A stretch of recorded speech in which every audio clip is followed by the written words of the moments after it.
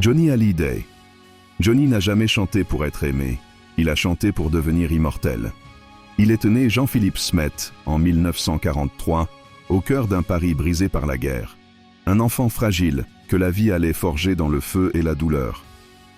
Très tôt, il trouve son refuge dans la musique. Et ce refuge devient une arme. Quand la France découvre Johnny Hallyday, elle découvre bien plus qu'un chanteur. Elle découvre le rock, la rébellion, la rage de vivre. Sur scène, il n'était pas un simple artiste. Il était un ouragan. Ses concerts étaient des champs de bataille. Sa voix était un cri. Ses gestes une tempête. Chaque note était une déflagration. Chaque silence une promesse de feu. Mais derrière la lumière, il y avait l'ombre. Johnny brûlait sa vie trop vite. L'alcool, les excès, les blessures intimes. Il a chuté plus d'une fois, mais il n'a jamais accepté de rester à terre. Toujours, il renaissait, plus fort, plus puissant.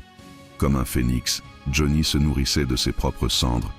Il a aimé comme il chantait, sans limite. Des amours passionnés, des cicatrices profondes, des routes infinies. Et malgré tout, une chose ne l'a jamais quitté, la scène.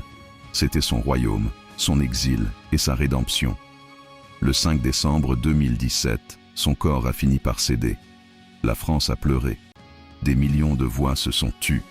Mais quelque part, dans le silence, on entendait encore un écho, parce que Johnny n'était pas un homme qu'on enterre.